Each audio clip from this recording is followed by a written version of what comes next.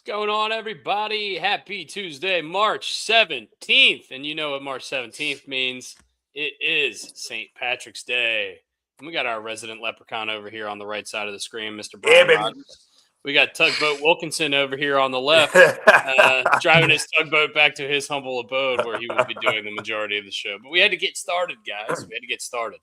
Well, Um, I just enjoy that Brooksy's driving down the road. He says to me before we go live, he goes, "Look, I got to stop and get some Guinness before I go home." And look, there is going to be no objection from the two other people in this podcast. Have to. I mean, what would today be without it? And one shout out before we get started, even though I know they don't watch the show, but it is my mother-in-law's birthday. Okay. So happy birthday to Miss all Diane. right. So how awesome is that? St. Yeah, Patrick's really. Day birthday. What a Yeah. celebration that had to be. Is there any game plan? Yeah. We celebrated this past weekend. We went Okay. and did some brunch stuff.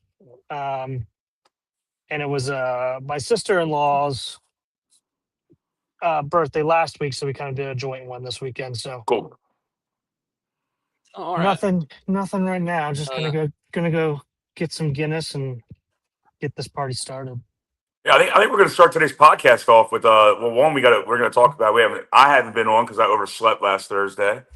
But that being said, let's talk about how the weekend that was in terms of Dusty and I's lifestyles, and then what happened out in Indianapolis for St. Patrick's Day. So I feel like a lot of people celebrated over this past weekend.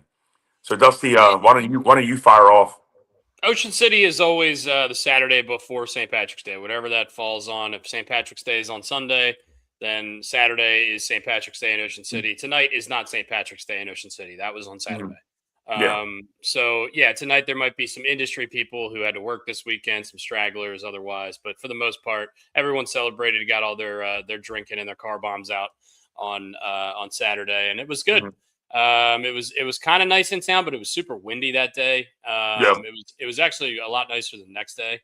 Wow. But you know, everyone in the greater Ocean City, Worcester County area was very hungover on that Sunday, so not a lot of people outside enjoying that weather. Fair enough. Inside, you know, just dying. You know, Fair enough. I mean, yeah. I would say I guess Brooksy just stopped at the liquor store, so he's going to go a little off camera for a few minutes, Yeah. but he's still listening to us. But that being said, here great weather. I mean, you really couldn't pick a little bit more of a picture perfect day given the time of year. A lot of people came out. It was just as you would expect it, diabolical. A lot of people hanging out in the square. A lot of people hanging out, going to the satellite bars, aka Pig and Rooster, aka name those other corner bars around Canton. I can't speak for the other boroughs of Baltimore, but I mean, it was a really good turnout, busy as hell. I know you and I are probably peopled out, but a guy came up and ordered 3 Vegas bombs, and I've never been happier in my life to make 3 Vegas bombs. Dude, I could kiss you right now. That's honestly, and that's honestly one of the more like annoying drinks sometimes when you're just like in the middle of it and you're like, fucking, do you have to get a Vegas bomb? You fucking asshole. But you know. I mean, I'm sure we got good stories. I had a very nice young lady. I don't know her name. She came out to me. Oh, I got to tell you about Tap House West. Remind me about Tap House West, okay? Okay. But I had a very nice young lady. This is not the Tap House West lady. Very nice young lady come up to me. She looks at me. She goes, and she's got this big smile on her face, and it's that like shit-eating grin smile. Like, I know what I'm about to say is going to piss you off, but please know I mean it in the best way possible. And she just goes, "Can I get 15 car bombs?" And I was like, "Fuck you." But she couldn't have been cooler about it. Yeah. I mean, tipped us $60. Like it is it is awesome. Yeah. But it's super Well, also, super nice. like, hey, man, you know now, like, the next 5 minutes of this shift is just going to be me making car bombs. So Me making at car least, at least I bombs. don't have to talk to anybody for the next 5 minutes. Yeah. I mean, like, yeah. I mean, God damn it! But no, What happened it to was Tap House West? all right. Yeah. So, young lady, actually, nice. There you go, Brooksy. Please wait till you're out of the car. Please wait till you're out of the car so your mom and dad do not kill you. Do not kill you. You're not drink and drive on camera. Yeah, very bad idea. So, young lady who actually knew the woman who ordered the 15 car bombs. She goes, apparently you were at Tap House West this past weekend, and I was like, I was. How did you know? Well, apparently she also knows Todd Harrington, who I ran into at Tap House West. And so What? her and I Oh got to talk. God. Yeah. Her and I got to talk. Her and I got to talking about Tap House West. And what the first thing I mentioned, Dusty, when you told me about Tap House West, the most comfortable bar stools Yep. in the world. In I'm the sorry. world. In You the can world. fall asleep in those things. Yep. It's a fact. Yeah. They when they rebuilt that place from Hooters, a place called Coastal Smokehouse took over, and they got those bar stools. And that place has been a couple of things since then, but those bar stools have stood the test of time, and I think they will forever. They're honestly, you could fall asleep in those things. They're like They're recliners. they are like recliners. They are thick, Yeah, thick fucking cushion. yeah, Oh man, it's great. yeah. If Probably they the had only armrests, if they had armrests, I'm going down. There's no chance I'm making it. It's probably the only Um, reason Zev bought the business. yeah, Just maybe. he had to Uh, have those bar stools. I mean, honestly, they kill it over there. So, Yeah. anyway, we will. We got to divulge into some food here. Brian just sent us the burger of the day down at Pig. Pig, what's Yeah, up, and the by the boys way? and the boys at Pig are watching. You got Deli there, you got Sarge there, you got Nate there. I preemptively struck with Nate and went and got 2 badges, so he doesn't Oh have to my come god! over. But also, yeah, the burger of the week, and also we got Mr. Chris Merrick over there. The tall guy is over there hanging out for a little bit. He's got his Penn Well, State gear on just for you, Dusty. well, it's Tuesday, and we know what Chris does on Tuesdays. He goes and eats 3 specialty burgers at the very least, right? Every Tuesday. Yep. And what is the specialty burger of the day at Pig and Rooster, Mr. Dusty? It's essentially a Reuben on a burger, which sounds fucking amazing. It's an Angus beef patty, corned beef, sauerkraut, spicy Thousand Island dressing, and Swiss cheese melted on top. And it looks fucking amazing. And if you like a Reuben or you like this kind of food, this Irish food, you're gonna love it. So Yeah. go over there and check it out. I'm It's gonna get myself a $5. Reuben today, somewhere, somehow. I don't know Yeah. where, but I'm gonna find myself. It's $5 damn dollars. Get your ass over to Pig and Rooster and eat it. And I can't wait to even see it. So, but that being said, I wanted to kick this off. What is your favorite Irish dish? And this is not a draft, so we can have the same one. I mean, a Reuben, probably. Does that count as an Irish dish? Honestly, corned beef and cabbage. I mean, I know that's like yeah, that's a dish to me. Yeah, that's a dish. I love shepherd's pie. I love. Okay, I want to get into that in a minute. I go bangers and mash because I love mashed potatoes. Okay, So not something I've had a lot of. Bangers and mash. Something I've had before, but not a lot.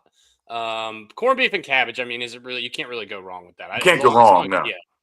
I don't think there's really a bad answer here, unless We you had unless you answer like haggis or something where they like stuff a sheep's stomach and then boil it or something. Like I don't need. looks like he's in Cloverfield right now. His camera hung up upside down. Oh no! Yeah. There you go, buddy. Yeah, like we had this at Turtle. We had this Guinness potato soup that they made, and that looked really, really good. People were loving that. I mean, we've had some other stuff in the past. I guess if you don't consider a Reuben, I'm gonna have to go with corned beef and cabbage. Corned cabbage. Do you Or consider a shepherd's pie. soup? Shepherd's pie is so fucking good. All right, now here's my next question. This is a big foodie question. Is shepherd's pie English or Irish? Or are there varieties? I don't know. I don't know. I don't I don't know. know either. It's the I same consider- It's the same general part of the map. I feel like they can both lay claim to it. They're in Well, Europe. I mean, or is it Scottish? I don't know. know. Who cares Same- who the first same guy who ever thing. made it was? They all eat it, so who cares, right? It's delicious. What's your favorite meat-based pie? Is it chicken pot or There we go. See, you took my second question out. Is it a chicken pot pie? Do you like a chicken pot pie or a shepherd's pie? And I'm going shepherd's pie. Once again, I'm going back to the mashed potato theme. Yeah. I don't know, man. There's a chicken pot pie at Pit and Pub down here that is I could write poems about. What do you got, Brooksy? I mean, Reuben's the only answer. Okay, but what's your favorite pie? Chicken pot pie or shepherd's pie? I don't care. Either one. He's not a shepherd. Either- He's definitely like. I'm not a big pie guy, if you will. These are savory pies. This is You like don't like- soups. You don't like a mince pie? No. I mean, yeah, it's fine. Yeah, it's fine. I'm not gonna but it's not something that I'm going to go out of my way to go get. I'll go get a good Reuben. Yeah. Yeah. Did you paint your ass green, Brian? No, that comes later. Venezuelan fastballs. Okay, yeah, we got to talk about that game. Fire away. Before we do, let's talk about the USA-DR game because that game happened before the game last night. And I don't know why Brooks is on camera making all these noises, being so weird. Such a weirdo. Now he's gone. Now he's gone. I kicked him out. I didn't actually. All right, now I lost your audio, so I can't even hear you. Why does this always happen when people I don't know. leave? I don't know. Hold on. Anyway, yeah. So 2 nights ago, I believe the U.S. played the Dominican Republic in the World Baseball Classic semifinal. Sorry, I'm doing a little solo filibuster here while the boys are down. So yeah, the game ended incredibly controversially. Are you good on audio now, Brian? Yeah, I'm good, bud. Okay, cool. It's got to be a platform issue. It has to be because there was nothing wrong at all. Yeah. So the game ended. The USDR game ended a little bit controversially with the low pitch call. I think the umpire was kind of a nightmare all night for both sides. Yeah. I would agree probably with the Dominican Republic's argument that the umpire was probably worse to them. It was a tough one. It's tough to watch games kind of get taken out of the hands of the players every now and then. But at the end of the day, if you're the Dominican Republic, you got to put up more than one run. So, I'm a USA fan, so I loved every minute of it. I'm an Oriole fan, so we loved watching Gunnar go deep and get the players fired up. And honestly, the best reaction shot is the one that's looking straight at Gunnar the whole time because you can see the bench like go erupt and he's pointing, which is my favorite thing in sports. Is like even in basketball when somebody dunks on somebody and the bench just goes fucking crazy. I love all those. Those are so much fun to watch because these are like the best athletes in the world and they're still surprised sometimes by how crazy some of these dudes can be or how athletic they can be. But yeah, that Gunnar homer, I mean, the whole dugout was jumping over the fence like immediately when he hit it. And as an Oriole fan, you dream about seeing him be able to do that in a World Series or something like that in the future in a big playoff game. So I like that he's getting experience in these games. I love that the U.S. won clearly, but once again, not without controversy because of the umpire situation being a little bit less than ideal. I don't understand. I'm back, bitches. Can you hear us, Brian? I don't think he can hear us. Anyway, Brian's having trouble with his audio. Brooks, what did you think about the entire the USDR game? I know you watched the whole thing. What did you think about the Gunnar home run, and what did you think about the umpiring, specifically being not great / controversial? I mean, it was an iconic. Can you hear now? Yeah, I got you. I mean, that was a fucking iconic game. Yeah. Oh, it's great. I mean, that. What else could you want in a game? It was 2-1, good pitching, iconic moments. Like in every other inning, it felt like defensively and offensively. I mean, say what you want about the umpiring, but I'm even going to step outside the box. I'm sorry, buddy. I cut you off. My bad. I was just going to tell them to go fuck themselves. That's okay.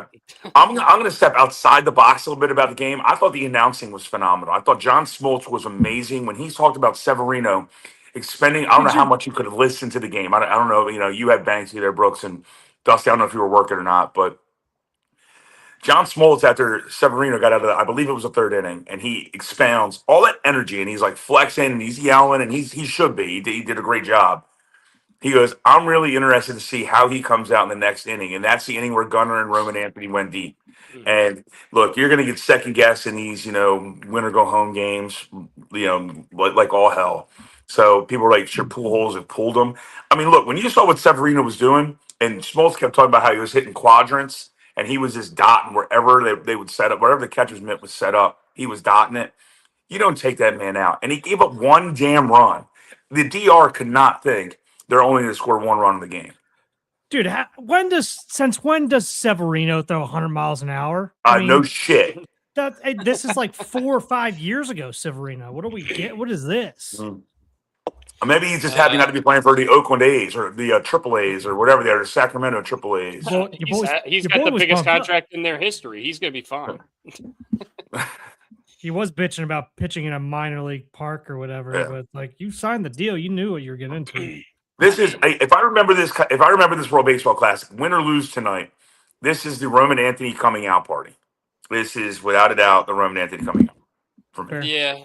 I think it's for a lot of people, it might be the Bobby Witt coming out party, but people who aren't familiar with watching Kansas City maybe it's Royals. like Gunnar Henderson coming out party. Yeah, Gunnar Henderson, Bobby Witt, Roman Anthony, all these young studs for America. Fucking Mason Miller, my namesake on this podcast, hasn't given up a run since fucking August or whatever the fuck the stat is. It's ridiculous. He hasn't given up a base runner. He ain't gonna pitch tonight though. He's probably not going to pitch tonight, but we have is Bednar's out too, right? Who's going to be pitching? Whitlock at the end? Actually, Miller could pitch. He pitched 2 days. I think Miller can. I think Miller can and Bednar can't. I think you're right. Yeah.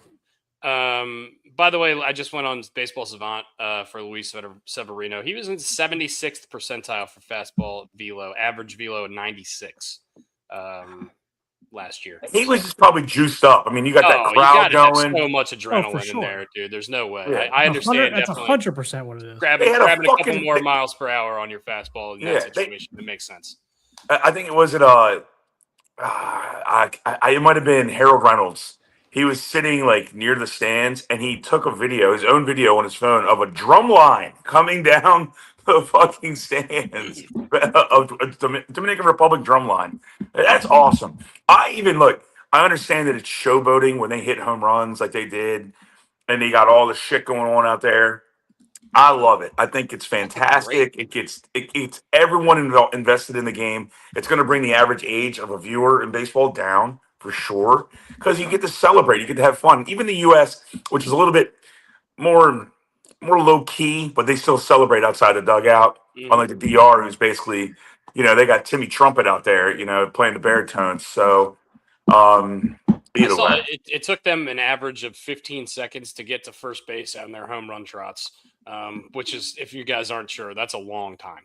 But it's great. I think it's great for the game, especially when you're doing this in a nationality kind of context. You're really trying to pull for your country and you're celebrating your team. I love it. If I was a pitcher, would it piss me off? Yeah, probably. But also, I think it's part of the game now, and it's become more and more part of the game. Certainly since we stopped playing and over the course of the last few years. And I think it's good. Ultimately for the game, I think it's good for younger kids to get involved in watching baseball and having fun. So, what did we think about the J-Rod robbery? I thought that ball was gone for sure. 110 off the bat, dead center, and J-Rod pulls it back. It was high, and I know we always say, "What do you mean too high? Too high. It's gone, right? It's the line." But it was just so damn high. And when you saw him starting to line it up, I'm like, he was camping. Shit. He was camping under it forever. Yeah. And that's a guy, I mean, he's going to make that play almost every time. When in a big situation, that's a guy I want to have out there trying to make a play. I was so happy. The one thing I focused on when he made that play, I saw the lineup, like the little graphic they have at the bottom before they go to commercial. Thank God he's not coming up next inning. Because we said it in last week's game. The Judge throws the guy out of third, and then he comes up and hits a homer. Bobby Witt makes that crazy diving play, and then it's a double into the gap. It's you know how that works in baseball. You get all that momentum.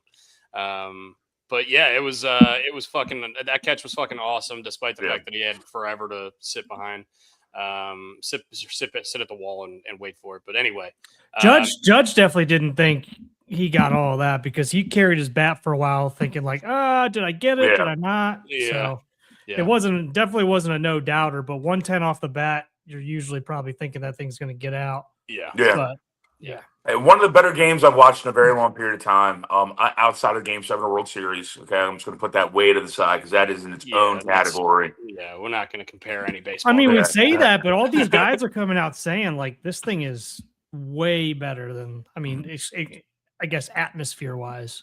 Oh yeah, yeah. I don't know. I mean, I still think the World Series is number one in terms of how tight your butthole is going to get, kind of thing. But I'm sure this is up there. And you could see it on some of the pitchers' faces when they were going out there with how big their eyes got and how fucking intense they were and how locked in they were, especially on Italy last night. The guy who came in after Lorenzen, I can't remember his name, but he looked like he was fucking terrified to throw a baseball. Yeah. And honestly, I was shocked. Tugboat. Speaking of Italy, let's go to that game a little bit. The Italy-Venezuela game last night. I thought Italy had them for a while, man. Yeah. I really did. I when they only had 2 runs, getting a little later in the game, I was like, dude, they really need to put up a couple insurance runs here, and they never ended up getting them. Because that Venezuela team is just too electric, and you knew Acuna was going to do something crazy, or they just had too much talent. But I really was pulling for Italy last night. I was like, I would have been scared to face them. They put up like 8 runs, like 3 or 4 games in a row, and Pasquantino looked like he was unstoppable. But when they put in Lorenzen last night after Nola, I was like, if they make it, who's gonna pitch? And I know you have to make it, and they didn't, So, but I was looking at their roster, and I was like, I've literally never heard of another pitcher on their roster other than Nola and Lorenzen, and they were both used last night. So I was like, if they end up playing us, who are they gonna fucking throw? Johnny Holstaff? No. In a championship game? In a championship game? All right, here's a trivia question for you boys. The last time the U.S. the only time the U.S. won the World Baseball Classic, who was the starting pitcher? I will give you one hint. I will give you one hint to start, so you can cut half the league off. He was and has basically remained an American League pitcher. I don't know what year we won. Wasn't it like 2017? 2017. The Tyler Clippard year. And he threw a gem. He threw I want to say 5 or 6 innings. Tanner Roar? American Leaguer? No, it's American Leaguer, and Tanner Roar is not correct. I'll give you a couple more hints. I'll give you one more hint. He pitched the majority of his time in the American League East, and at the time of throwing at the time of throwing in that game, he was in the American League East. Moved around a couple places, but predominantly American League, and was in the American League East at the time of the game. David, Lowe. CC? Is he American? Mr. Marcus Stroman.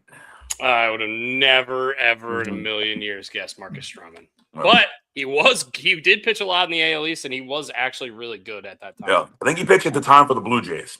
Yeah, he pitched for the Blue Jays and the Yankees in different parts of his career. But yeah, wow, that's not a guy I would have ever picked. That's for sure. Yeah, that's a good little trivia question. I remember watching that, and I believe Merrick, and I know he's over at Pig right now. I believe Merrick was with us. I think Foy was with us. Barletta, a couple other people. We were watching. I can't speak for Drew, but we were all watching the Lighthouse, and we were playing Puerto Rico. And we had our buddy Bill Barain, who's a rock star person. He used to be a beer vendor at Oriole Park. He's Puerto Rican, and he wore some Puerto Rican gear. He just kept going, Puerto Rico, and it was pissing Barletta off something fierce. Damn Puerto Ricans. Yeah, that went down nice. Nice and smooth and creamy. So you got a 6-pack, you got a 12-pack? 8-pack. Try again. 8-pack. All right. 8-pack. You know what 8-pack? I've seen they come in 4-packs in the bars. But I don't think I've ever drank a Guinness just out of the can. I always poured into a glass of some sort.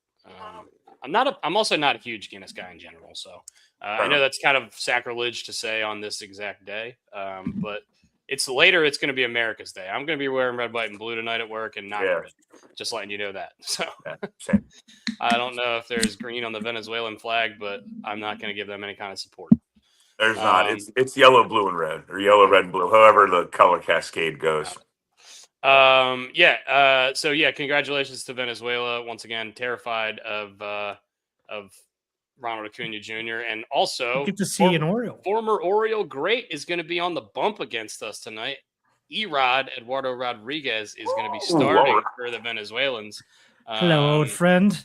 And he's been kind of in a weird situation since he signed with the Diamondbacks. I don't think he hasn't really pitched all that much the last couple of years in the MLB. He's been hurt a lot. Whenever the Diamondbacks spend money on starting pitching, it's a complete disaster. There's a video on YouTube. You can watch it. They basically, since Randy Johnson, have never signed a good starting pitcher free agent ever. Everyone's been a complete disaster other than maybe Greinke. Mad Bum was the worst of them.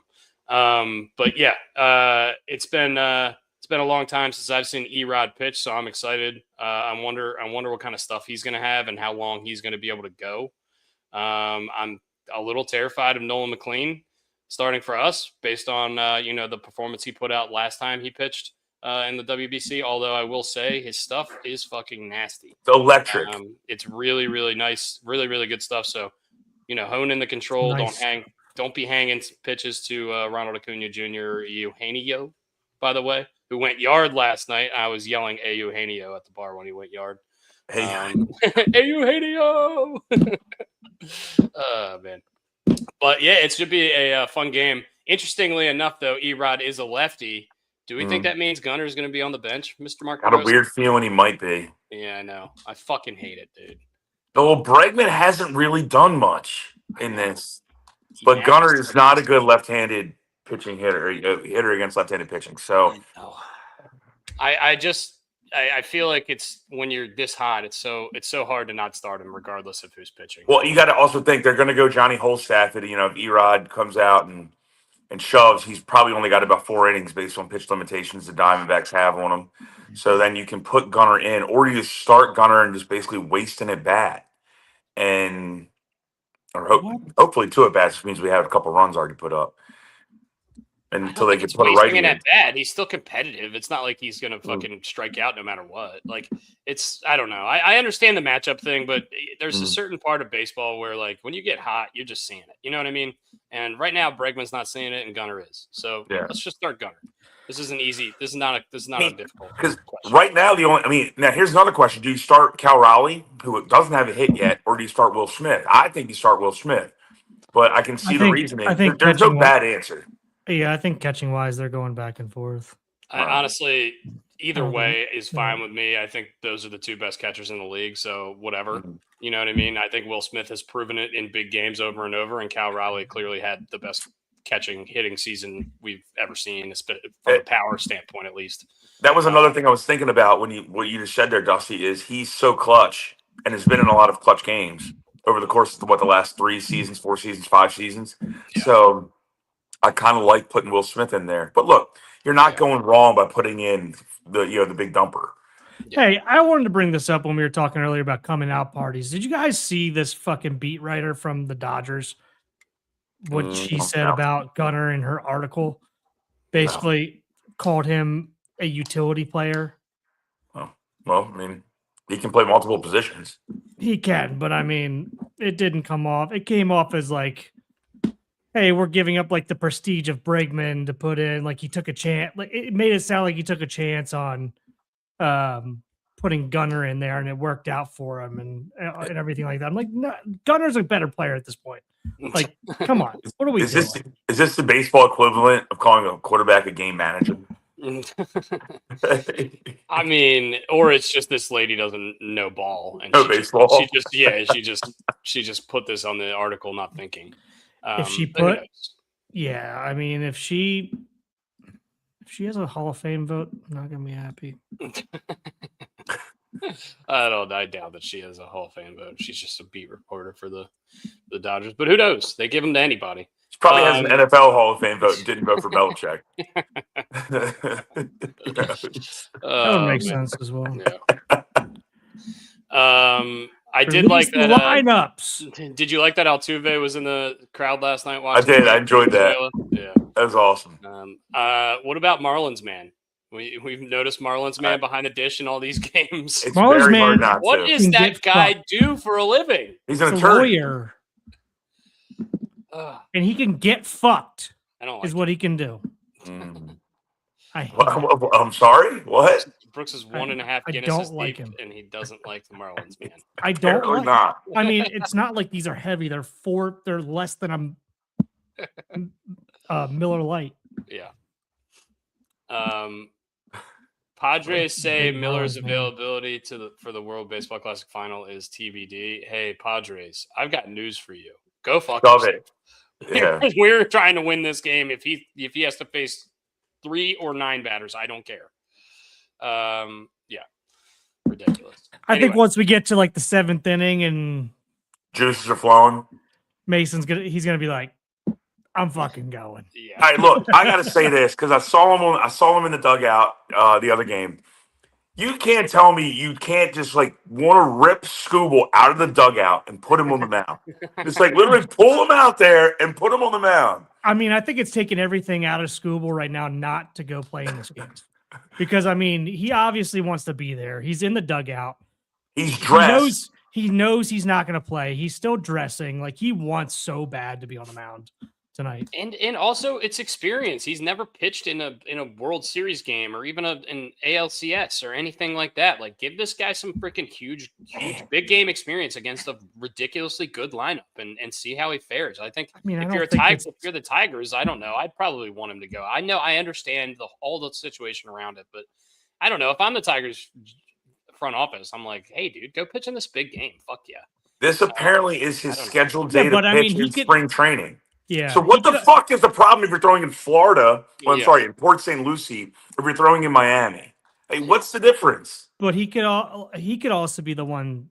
I mean, he probably has a little bit of saying this, obviously. Oh, Boris is saying stuff too. Well, Boris is definitely. Well, yeah, all of them are saying stuff to him, and he understands the situation. But like, could you imagine if Nolan McLean starts this game and then all of a sudden Stone Cold Steve Austin's glass breaks and Tariq Scooble comes out for an inning or two, or he closes this game? That's Shane Falco. That's Shane Falco's music. He looks like he's gonna play. He's necking with that girl. What are they gonna do? Fire him?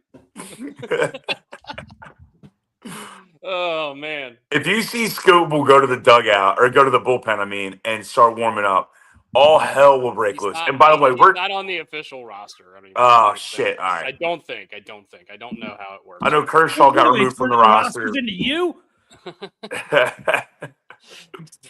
I think don't ruin this wet dream of ours right now. Just do. I don't know, really man. Fucking this up for us. Maybe Rick Vaughn will come in and close the game. Oh man, I don't think seeing's that important. Maybe we should start Gus Sinski behind the dish. Mm. He got a great relationship, and he's caught a perfect game before. Yeah. Also, how sick would it be? I mean, how sick was it that Paul Skeens came out to the Top Gun song? Yeah. Oh, I didn't know that. Yeah, that's awesome. Yeah, that's great stuff. Yeah, really good stuff there. Any other World Baseball Classic stuff that we want to talk about? We've got the big game tonight. Obviously, one thing I want to talk about is why the fuck are all these games at 8 p.m. Sunday? It's a Sunday. People aren't at work. Can we put it at 5? The West Coast people can still watch it. It'll be 2 o'clock in the afternoon. It'd be great. I'm so fucking sick of staying up till fucking 11 o'clock, 12 o'clock at night when I'm not at work watching these fucking games. It's ridiculous. I know I'm a fucking old man. Come on. We don't need this. We don't need this shit to be so late. I do, and Deli and I were talking about this last night. I do think it's a little unfair that Venezuela had to play yesterday. Why don't you play both games the same day? There's no reason. All the teams are in the same facility. That I can't understand, but also it's baseball, so it's not like I don't disagree with it, but also the only guys that are going to be like exhausted from the night before are the guys who pitched, and they're going to play anyway. So who cares? Like it doesn't affect the guys in the lineup all that much. They're used to playing day after day. So I don't know. I honestly I had the same conversation with somebody else, and I said I don't really think it's that big of an advantage, but maybe. I mean, it is if there's a reliever that came in for one inning. Like if he gets 1 day's rest, he can certainly come back. But if it's 2 days rest and your team's sitting there saying like you're on a pitch count for however many days, then it could make a difference. Yeah. And I'm also thinking more of the emotional up and down. We just talked about how the emotion and all the hoopla and pomp and circumstance going on in the stands. They were going to lose probably for the first 6 exactly. innings. They were losing that game. You have to go from 100 miles an hour down to the speed limit again, then to go back up to 100 miles an hour, which is the USA's had time to decompress. Venezuela, I know it's still a 24-hour span. I get it. Yeah. But, I mean, the USA has a clear advantage here. Get hot, stay hot. I would have gone to the fucking casino and sat on the table until the next game started. Well, that's what CJ Abrams would have done. Yeah, that's what CJ Abrams did. You took it out of my mouth, dude. Take it out of my mouth. Sorry, CJ Abrams. You didn't deserve that stray, but you got it anyway. Oh, you know what? I completely forgot. We have a matchup tonight of Orioles greats because he was drafted. Nolan McLean was drafted by the Orioles. That figures. Really? That totally figures. Was he actually drafted by the O's? No Yeah, way. and we got that draft pick from the trade, I believe. Of who? I think you I might could be be wrong. talking I out of could your be wrong. ass right now. No, I but don't I don't know that we did draft him. We'll find out though. 2022, 81st pick. That's Baltimore so Orioles. Wow, that's crazy. We did. Right. Awesome. He did not sign with the team. He returned to Oklahoma State for his junior season and then got selected by the Mets the next year. 10 picks later. And they lost money. Yeah. That's unfortunate. Wow. Potentially, unless Be sweet if he was on unless our there's team, slots, unless that Yeah, slot money went up. The slot money wasn't there, yeah. Yeah, he got full slot value at 747 signing bonus. All right, anyway. That's not Yeah, that'll bore the living hell out of everybody. So yeah. But that's something I didn't realize. He also played for the Chatham A's in the Cape Cod League. How about that? Didn't know that either. Before we move off baseball, two things. I didn't know Benji Gill was still alive and he managed one of the teams. Two, did anyone see, speaking of robberies, going back to Rodriguez, did anyone get an opportunity to see the college baseball game between Tennessee and Georgia, where a Tennessee player hits a bomb? His name is pretty electric too. I can't remember it though. I forget his name. And this Tennessee player, he looks at the dugout, he slams his bat, he's celebrating. And keep in mind, they are playing at Georgia. And this Georgia guy in left field just comes up and just rips it back. And it's not one of those like jump and just catch. It's like catch, rip, come back. And he starts running in the outfield. His team starts chasing him around the outfield. It's incredible. The Tennessee guy looks like a fucking douche at the going down first base. Oh yeah, and that's gonna live with him for a little while too. And he did it against an SEC opponent. Like it does not play well. Yeah. I gotta see this. Oh, it's great. And pimping a walk-off and getting robbed is brutal stuff. And I mean, when he takes the barrel of the bat, slams it. It's great. I'm watching it right now. Stone Lawless. There you go. Oh, yeah. Stone Lawless. What a name. Wow. Stonewall Jackson. That's fucking awesome. I'm sure that pitcher was fucking losing his mind. Did you guys also see, interestingly enough, Francisco Cervelli, who was coaching the Italian team, was born and grew up in Venezuela? Yeah. His dad was an Italian immigrant and his mom was Venezuelan, and he grew up in Venezuela, but he was coaching the Italy team. So last night when Venezuela wins the game, you can see like he doesn't fist bump, but he's like, and then he like makes a face the other way. You know what I mean? He's like trying not to celebrate because he didn't care basically who won the game. He was like, it's gonna be great for me. So did you this is a good stat. Team Italy is about as Italian as Olive Garden. Olive Garden, thank you. Matt Milburn. That tweet incredible. Well, this tweet was incredible. Yeah. Team Italy is about as Italian as Olive Garden. Where players were born from Team Italy: 23, the United States; 2, Venezuela; 1, Canada; 3, Italy. Yeah, that's pretty crazy. But also, I called Dell yesterday because we were both working, and we make $5 bets. And I go, "Who do you want, Venezuela or Italy?" He goes, "I'll take the fucking Italian Americans." Give me the Italian mafia, baby. Oh man, dude. I mean, they could have had Pete Alonso too. I mean, they could have Pete Alonso. Could have the Holidays.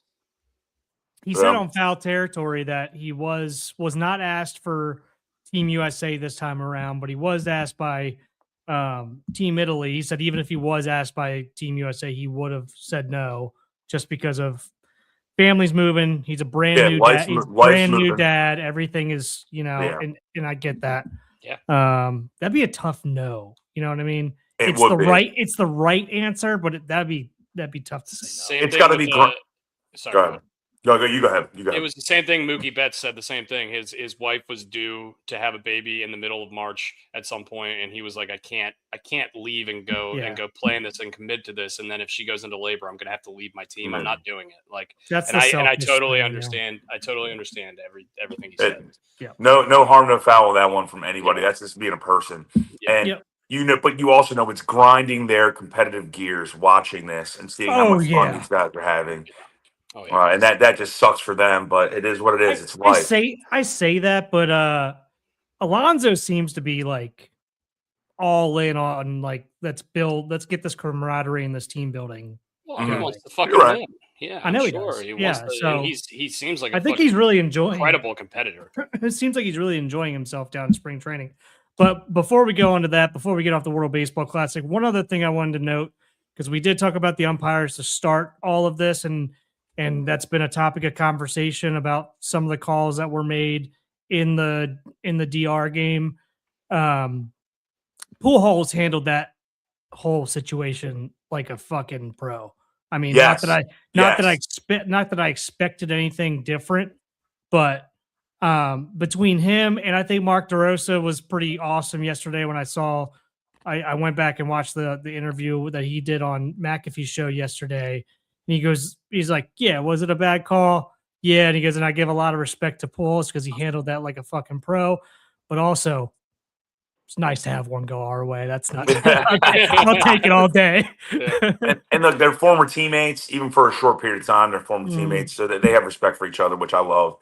Yeah. I also, Brooksy, you couldn't be more correct. I mean, well said, well done, and thanks for bringing that up. Really, yeah, well done on Pujols because he could have bitched and moaned about that. Absolutely, and I think his direct quote was when he started his press conference, "I don't want to focus on the last pitch," and that's well done. I do also want to recognize the two best hitters for both Venezuela and the United States are currently not playing. One is in the dugout. One is next to the dugout. Ken Griffey is in a camera well, and Miguel Cabrera is the hitting coach. Yeah. It was nice seeing Posada and Jeter back on that panel together. I looked it up last night. Cool. And I was trying to wonder. I was trying to figure out how many seasons they played together in New York, and I settled on 12. And then I went on Wikipedia. 17. I got it right. Yes. 17. Yes. It was Posada's whole career.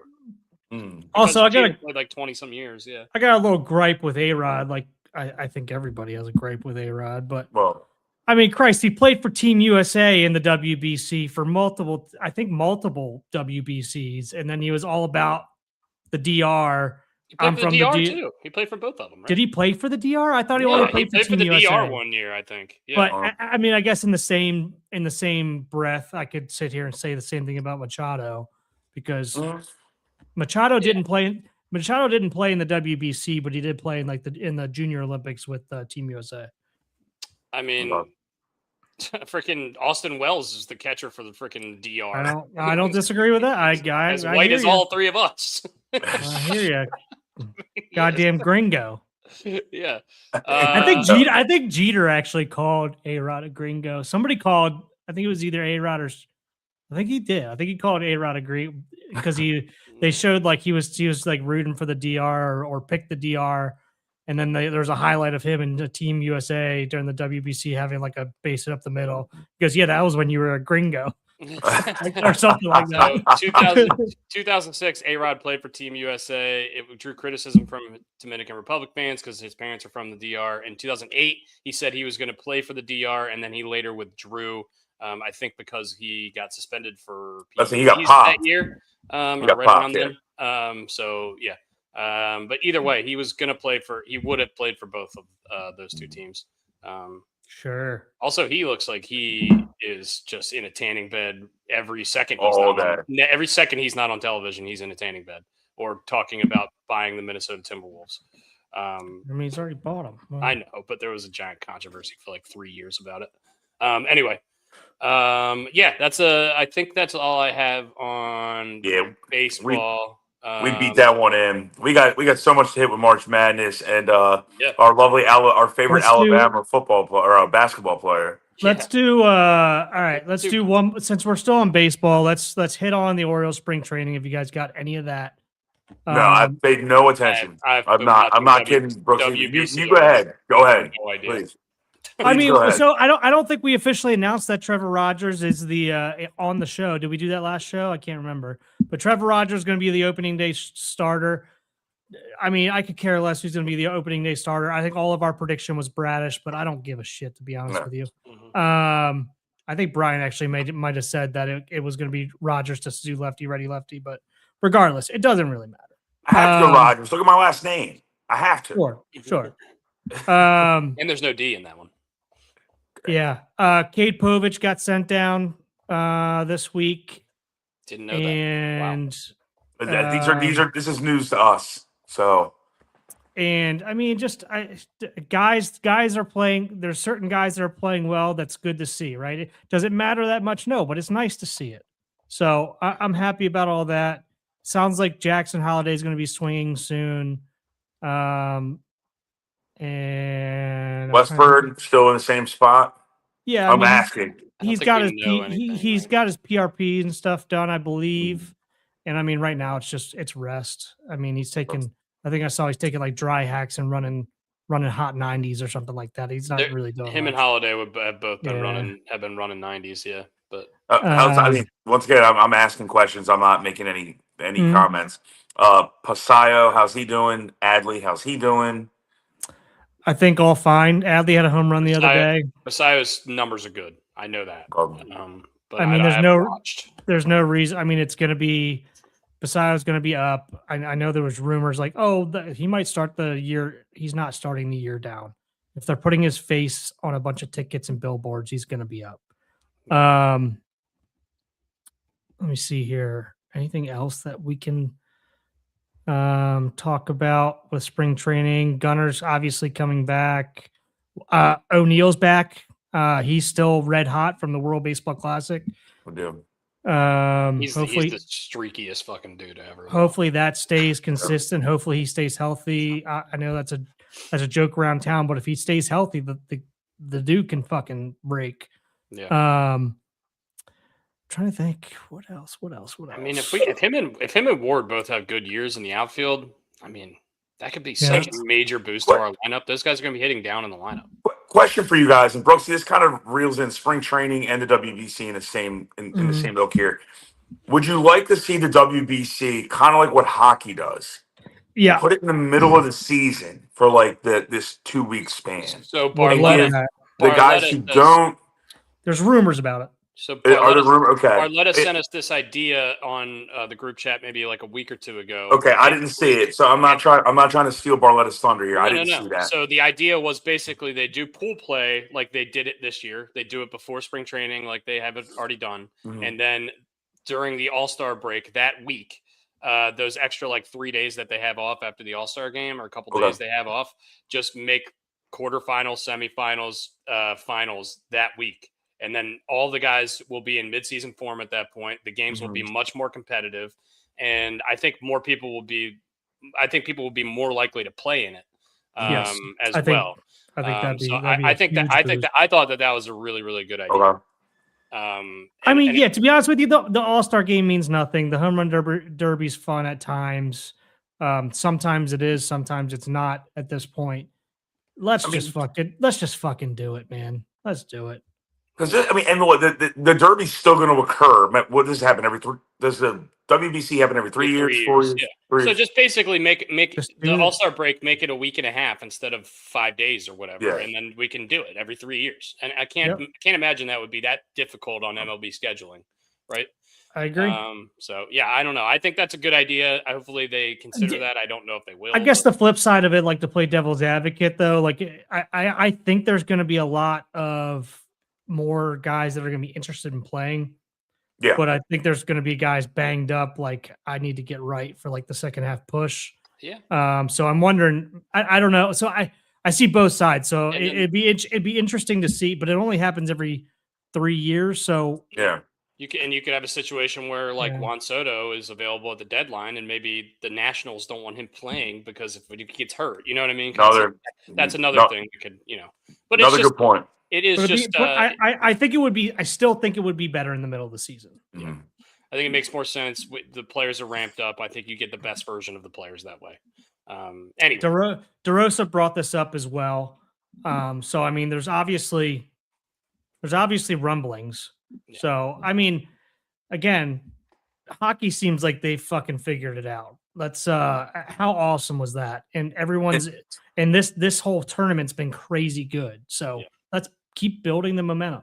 And let's call a spade a spade. TV rights are the big money driver, right? And once again, I say the same thing almost every week now. Money's the answer. What was the question? If the TV people want this, or maybe the week after the World Series would be awesome. There you go. You know, if the TV people say let's do this, the MLB is going to fucking bend over and take it. So yeah. All right. Before we get into college Guys are basketball, full peak instead of ramping up. Yeah, I mean that's our whole point. At least sometime other than like spring training, and they go back a couple weeks before to try to get some semblance of something going. I mean, we've seen Harper looks like he was lost there for a couple games, but he had a couple hits the other night. But also, I mean, and to play devil's advocate to Pigtown there is what, okay, after the World Series, great. Okay, let's say you're the Orioles last year and Gunnar Henderson's been sitting on his ass for, 7-8 weeks. yeah.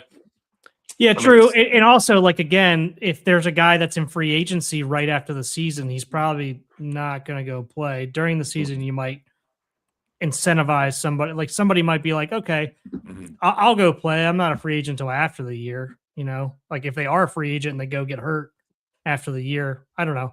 I could see both ways. There's no right. Yeah, you're kind of damned if you do, damned if you don't. I don't know There's no real right answer on just this not one. before the season. Yeah, I'm not shitting on anybody's ideas here whatsoever. I have another question for you guys. Let's go in WBC. Then we can get the hell off baseball if you want. Are these guys paid to play in these games? I don't know. I mean, somebody said they thought they were. Somebody asked Harper this as well, and he goes, "I don't give a damn if I'm paid or not. I don't want any money." So another handsomely rewarded already, but I just wonder if they got paid.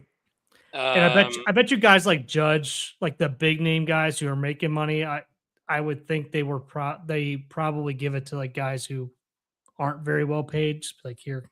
Or they give it to the clubbies. They give it to clubhouse guys. That'd be awesome. Yeah, that'd be awesome. It's a share of team prize money rather than a direct salary from the tournament organizers. So basically, you get paid based on how your team does, and there's a pool of money, and it's distributed evenly among the teams based on where the team finishes. I know these guys, the guys like Judge and Soto, the guys that got the big, massive contracts, they're donating that money to club dudes. And an average of 50,000 per player is a good number, is what they're saying. Basically. Maybe the electrician from what team was it? Czech Republic. Czech Republic. He's in the Hall of Pretty Good now. Yeah. Did you see that? No. Speech, the Hall of Pretty Good Instagram account. Yeah. That's awesome. An electrician. I thought that was awesome that Japan gave him a standing O. Yeah, they gave him a curtain call like he was. That was cool. That's great. I didn't see that. Yeah. That's great. Yeah. That was really cool because that was his last game. So I thought that was awesome. All right. Enough about baseball. Quickly, we'll talk about. Go ahead. Sorry. Yeah, I was gonna say one football thing. One football thing specifically because it was a first round pick involved in the deal. The Miami Dolphins, just before we went on this podcast, traded Jalen Waddle to the Denver Broncos for the number 30 overall pick in this draft. The teams also swapped 4th round picks, I believe, and Miami gets a 3rd round pick on top of that. So basically, they get a 1st and a 3rd. For all intents and purposes, for Jalen Waddle, they get the salary off his books. For the most part, I do think they're eating some of it because Robert Mays, who's an NFL insider, tweeted, "No one on the Dolphins is set to make more than $11 million against the cap this year, and they are currently over the cap." That is because Tua Tagovailoa is counting for $50 million against the cap because Bradley Chubb, who they cut, is counting against $1 jillion against the cap. Tyreek Hill, same situation. So the Dolphins are over the cap somehow. They have no players on their team other than Malik Willis. And I mean, Malik Willis has you regretting this. I get the trade because if you're Miami, you need a reset. And this is really going into the tank here. But I think it's a win-win, like our buddy Sean Foy said in the group chat. The Broncos are giving up the 30th pick and a 3rd rounder in a draft class that most people consider to be a pretty weak draft class. They're obviously trying to win now. Use that 30th pick, flip it, try to get an established player to set across from Cortland Sutton, who's already an established number one. And now you have kind of a 1A, 1B there for Bo Nix when he gets back from his injury, whenever that may be. So I like this move for the Broncos. I understand the move for the Miami side, but if you're a Miami fan, you're probably thinking, I'm not going to go to a single game this year. Probably not. Who wins more games, the Dolphins or the Jets? We can get into this later, months down the road. Yeah, we'll see how the rosters play out. So, I mean, that's kind of hard to predict right now. But Gino versus fucking, oh my God. I guess two things I wanted to bring up, just because one crossed my timeline, and the last thing has to do with the Ravens and kind of a conspiracy theory that I've been drawing up in my head over the last couple days. Marquise Brown apparently was talking, wanted to come back to the Ravens. Really, that was all over Twitter. He just signed with the Eagles for $6.5 million. So didn't realize that. He's there. That happened about 30 minutes ago, 40 minutes ago, something like that. I saw they got rid of Dotson. I figured they would pick up a number 3, but they don't really use anybody but Brown and Smith anyway. Yeah, well, Brown's not going to be there most likely. I don't know, man. The more they talk about it, the more it seems like he will be. But that season last year was so weird. I can't imagine that their locker room is great. What's your conspiracy theory? I think I know where you're going with this. I mean, I don't think you are, because I don't think anybody's talking about this, and maybe I just haven't seen it. But the more and more I think about this, so I want to ask you guys the question. We're going back to the Crosby situation with the Ravens, because it's all over the news still, and it's just fresh in my head. And for whatever reason, I've just kind of been stewing on it. Do we think, how do I want to phrase this? Do we think they had Trey Hendrickson in their back pocket and then realized they didn't want to give up picks? No, I'm past that. We already talked about that. Okay, so we talking about Lamar maybe going to Miami? So, no, I have shit, I lost my train of thought. Did Crosby, so obviously the first team to say anything during this situation was the Raiders, and they basically released a statement saying that the Ravens pulled out of the deal. We have no further comment at this time. Have they said anything else about this at all? No. Am I wrong? I think they've been really quiet about it, but there's leaked sources saying that the Raiders were all really pissed off about it, but they haven't released anything as far as I know. Okay, but I'm just saying publicly they haven't said anything else. Right? I don't think so. Because everything else is all leaked sources. Like, leaked sources are saying that everyone's pissed at the Ravens. Everyone's saying. Exactly. Everyone's saying this. Everyone's saying that the Ravens did a bait and switch, blah, blah, blah, whatever. And Randy, so I saw Randy on Thursday, obviously. So, and I haven't seen him since then, but I've been kind of thinking about this a little bit. When you trade for a player and you're going to give up 2 first-round picks and you're getting a guy in return that you're going to have under contract for 4 years and hopefully further, hopefully he's going to be in the purple and black the rest of his career. Not only are you going to do a physical, do you think that you're going to do a drug test? Oh. And I hate to bring this up. Oh. I don't. I mean, yeah, I would imagine you do a drug test, but you would. What you're getting at is purely speculative. So I don't. It is. It is. That's why I'm saying this is a conspiracy theory type thing. Yeah. Did something get popped on that? And he's not going to get popped by the league, I don't think, unless they're required to report any drug testing every single time. And I know right after the Ravens backed out of this, he came out and announced that he was 6 years sober. Yes. But I mean, we also saw what he was doing in some of these videos. He's California sober. And honestly, they don't start the league testing doesn't happen until literally on 420 or the week after 420. That would be apropos. Very much so. Did they actually start testing on 420? That's yes. That would be incredible. Isn't weed legal in the NFL too? I think weed's legal. I think weed's I legal think they now, yeah. did the last CBA legalize it. It's To a definitely certain amount. legal in the To a NBA. certain there's a- amount. They raised the level that you could have. But Players are regardless, no longer suspended for marijuana tests. Yeah. fair, and that's all well and good. But I mean, he was sitting there partying. My whole conspiracy theory is like, did he have a relapse? Did the Ravens test him during this whole process and be like, "Fuck, this is going to come out," and he's going to be suspended 6 games because of a substance abuse thing or whatever? Mhm. Or I don't even know, like, if he's Yeah, been suspended before.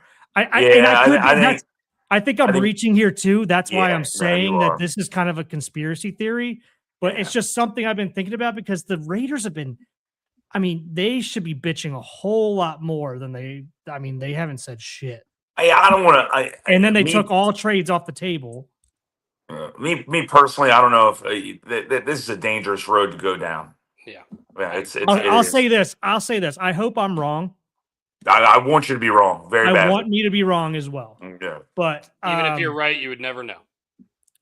we will. I don't think so. Yes, we will, because he'll get popped in a drug test here coming up, because that's why the Ravens would have backed out of it, because they think he's going to get popped in a drug test. I don't want to speculate on this any further. Yeah. I just don't believe it. So let's move on to potentially. Do we want to do basketball? Well, speaking of drugs, how about Alabama's holiday? Their guy Holiday. Holloway. He just whatever. I don't care. He's going to be going away. I'll tell you that much. With 2.1 pounds of fucking marijuana in his damn house. Yeah, that's Man had a $1 million NIL deal.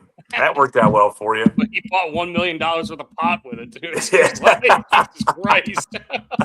What do you need 2.1 pounds of marijuana for? Jesus, does he have a bedroom for it? I think $1 million of marijuana could fill a house. Oh, man. I mean, it's not that expensive. 2 felony charges, so clearly, I don't know what they are. Is it intent to distribute, I assume, because he has so much? It's under the intent to distribute. I just got a notification a second ago. Anything over a certain amount is going to automatically go into that charge. So yeah, he's, but he's not going to be able to play at all, right? No, no chance. I mean, He look, should be in custody. there's been situations that have happened before, and then the player still played. So I don't know. But yeah, we have standards. Christ, in our one of program. them We is gotta in hold jail people for murder right now from Alabama, I believe, isn't he? Yeah, Jesus. they don't have a lot of. And that was good what, stuff going on two or 3 years ago? 2 years Yeah. ago? Nate Oates is a guy back in the day that I kind of wanted to be the coach of the Maryland everybody Terps, wanted. and I think his reputation's taken a hit the last few years, but not necessarily his fault that Holloway is doing this. And gets caught right before the tournament, averaging 17 a game for Alabama. A lot of Second leading scorer. say he's one of their better players. Yeah, one of their top scorers. 17 a game in college is nothing to shake a stick at. That's a lot. So yeah, this is going to be incredibly unfortunate for Alabama. Who do they play in round 1? Alabama. Don't they have like a 5-12? That's interesting. 4-13? Have you had one of those? What's that? This is my first go round. What is Tell it? us. Give us the Oh, preview. I've had those. Those are good. Here's good. Yeah. Real good. So are they just basically a mixture of like regular, like nacho cheese and it's buffalo? Buffalo and ranch. Oh. Yeah. They're good. I They're really think good. it's like a spicy Cool Ranch almost. It's good. It's exactly what it tastes like. Yeah. Spot on. It's good. I mean, what are we doing? That's got to be What are we 2.1 doing? pounds for personal use. I mean, certainly could be if you're throwing a party. 2.1 pounds for personal use. Yeah. I mean, If you're throwing a party, it's certainly viable. you have to fucking be. Is it fucking? What was the party? Project X. Project X party. Yeah, you need one of those burrito. Why am I blank? The burrito Burrito, yes. from Workaholics. Workaholics. I was blanking on the show name. The Yeah. burrito. Yeah. If you that show is so good. Alabama is still 11.5-point favorites against the Hofstra Pride, I believe. Is that their nickname? The Pride. That is. Former Marcus Colston went to Hofstra, and they don't even have a football program anymore. Nope, they dropped Good it. call. That's a great call, buddy. Yeah. I went on an official visit there to go see Go see Jeff Guthridge when they Yeah. turn him into a pitcher somehow. Submarine pitcher. Anyway, they're a 13-4 matchup in that first round. A lot of turmoil around that team. Do I think they're going to lose to Hofstra? Probably not, but we see 13 seeds upset 4 seeds quite often. So maybe that could be an upset pick there. I'm sure it's going to be a popular upset pick for people based on what's going on with the team. Yeah. Looking for any reason to bet on a higher seed, which is really the fun part of doing a bracket is trying to figure out what team is going to make the Cinderella run. Even though we know last year all 4 of the final 4 teams were number 1 seeds, and it was the first time that had happened since 2008. And if I'm not mistaken, 2008 was the year Kansas, Memphis, all those teams were in it. Derrick Rose and Mario Chalmers, and maybe DeJuan Blair was on Pitt.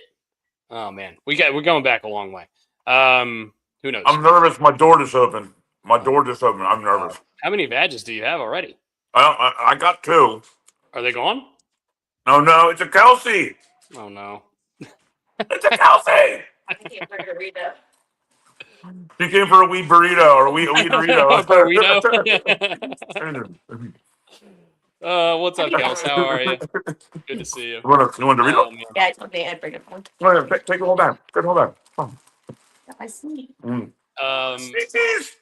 So She got Jameson fucking chucks on. oh my god. I didn't even know that was a thing. Did she get them custom made? I don't know. Did you get a custom made, Kel? Oh, of course. Fuck, Yes. that's awesome. All right, so brackets are out. Who do you think got the toughest draw of the 1 seeds? Who do you like as like a sleeper team? Let's go through a couple of things that you guys want to talk about. And I'm not going to suck up to Joe Radke here. I'll go first here. Not sucking up to you, Joe. I'm sucking up to Darius Acuff. I got Arkansas in the Final Four. I think that team is legitimately good. They're obviously well coached. Calipari's been there plenty of times. And I think this Acuff dude is a fucking stud. He's my favorite player in college I basketball. watched the whole Arkansas Vandy game the other day, and that guy is so fucking good. I love it. Yeah. He is looking at a second layer of defense while he's got a primary defender directly in front of him. I'm not sucking up to Joe either. He's my favorite player in college basketball. So physical as a point guard. You never see guys like that. Jason Kidd's the only guy I can think of as like a point guard who is like backing people down as a point guard. People don't do that in the NBA. They don't do that anymore. It's fucking amazing. And I can't say the guy from BYU because it's 1A and 1B for me in terms of Acuff and AJ, whatever. But I can't say his name. Debanza. Yeah. That 1A, 1B. But Debanza's got no help after his like secondary scorer. His Rob into him being Batman went out with an injury for the season. But I'm with you on Arkansas. That's my sleeper team. Brooks, you got a sleeper team? They are playing the freaking Hawaii Rainbow Warriors in round 1 though. That's gonna be a tough one. Mm-hmm. Yeah. UMBC. Give me a fucking break, dude. Give me a fucking break. we got Umbas tonight, actually. Yeah, we do have UMBC tonight. They're 1.5 point favorites over Howard. We also have Texas NC State, which is a nice little 11 seed play-in game matchup. The NC State favored by 1.5. I could really go for a vehicle explosion right now. A car bomb. That's it. What just occurred? I'm craving one. Man. I need it. You got Irish whiskey, Brooks? You got Irish whiskey? I did one on Saturday. I don't. I got Tullamore Dew here. I don't have any. I have KG. Is that Irish? Can be. it's Irish enough. Anyway, we'll do a stop before we leave. Randy, where are you at? Are we taking a car bomb? On that same side of the bracket, where in that same region where Arkansas is, we also have Utah State versus Villanova. Villanova is my least favorite team in college basketball. Yeah. Second to Duke. Why? Second to Duke. Because their head coach is a. But what of it? Is a snake lizard, fucking horrible reptile human being who doesn't bleed red. And fuck that guy. Yeah, he's reptilian. So Utah State actually favored in that game as a 9 seed over Nova, and I love it. Fuck Villanova. I hope they lose in round 1, and they lose in the first round in perpetuity for the rest of forever. In perpetuity. You didn't see go this year. Kevin Willard's career in perpetuity. I hate him. I hate that guy. I'll be very honest with you. I have not looked at a bracket yet. You should look at it. Duke got kind of a tough draw. My door opened again. I'm nervous. I think Duke Bring got the vehicle explosions. pretty tough draw for Duke. They get Oh, Michigan State and UConn and Kansas. That was rude for them to steal your shit. You take it in here, man. Cheers. Cheers. Rude for them to take your chips. Is that a leprechaun? See you, dude. I mean, he's bringing you treats. I got treats. But yeah, Thank God I'm off today. Duke gets number two seed UConn. They get Michigan State. Who's Change my mind. Give me these back. Coached by Tom Izzo, who we know is going to be winning games in March. They also have Kansas. Bill Self, good coach. Kansas not as good this year, but they do have Darren Peterson, who is expected to be a top pick in this draft. And also on that same side of the bracket, they got Rick Pitino's St. John's Johnnies. This is a tough draw, I think, for Duke, who I think is the best team in the country, but is coming into this tournament a little bit hobbled. What are you guys' thoughts on Duke? They're a little hobbled, and when you have St. John's, your number 5 seed, it's tough. And they won the Big East, both regular season and the tournament. Yeah, it's tough. And then when you have, I can't even imagine what's going on in the chat right now because Brooks is laughing. No, I got it after this. Go ahead. All right, and then also when you have Michigan State in your draw, and they're hot, they're red hot right now. Yeah. But hey, look, and fucking Hurley at UConn. Yeah, he's having they're 2 seed. I mean, they're having a down year for them. That's kind of what I'm getting at. How is UConn a 2 seed? I don't know. And St. John's a 5 because they were down by 20 to them. I guess I don't know. I have no idea. I don't know. I think the seeding has always been the most confusing part of this for me. I don't get it. Remember, it's a TV show. Yeah, it's TV. Yeah. So. Fair. Brian, you watch McAfee, I feel like, more than Dusty. Did you catch any of Mike Krzyzewski's interview yesterday? I did not. On the show? Sorry, I did not. What a shit talker that man is. I respect the hell out of it because they went into like the whole like, hey, Izzo is obviously known for his prowess in March, January, February, Izzo. He was like, yeah, it'd also be a whole lot cooler if he was known for his wins in April. Whoa! And I was like, fuck yeah, dude. Whoa! I was like, I hate Duke, but what a fucking shit talk right there. It was not that bad. It wasn't malicious. It was but all the McAfee guys were like, oh fuck yeah. That's awesome. Because I know they're buddies. They are buddies. They advocate for some of the same shit. Even when him and Izzo are like butt buddies. Yeah. So I mean, I'm sure it wasn't meant malice, but that's awesome. No. That's just fun banter. Because then he went into like, he's knocked us off plenty of times where we probably some of my best teams he's knocked us off and we weren't able to win in April. But he dropped whatever that line was about. Like, yeah, I mean, he's like, I would love for my nickname to be more April than it would than March or something like that. Or I'd like to be known for April more than March or something like that. And I was like, and he didn't mean it maliciously. But the whole McAfee show went, holy shit. And I was like, that is the biggest shit talk. I can see McAfee like pumping, like, yeah. I hate that guy. He's never done anything right. Hey, I'm going to give you another sleeper team. I don't know if it's a sleeper team because they're a 3 seed. The Zags. I like the Zags. They're coached well. They play team ball. They are like the Princeton offense, but with real deal. And I'm going to sound like I'm shitting on Princeton, and I'm not. Promise. But with real deal D1 athletes. So I really enjoy the Zags. And on that note, we like talking about TV stuff. Do they if win you haven't had a chance, there? Huh? Do they win national championships there? Oh, and there he is. They don't normally win national championships, no, but they're always there. Nah.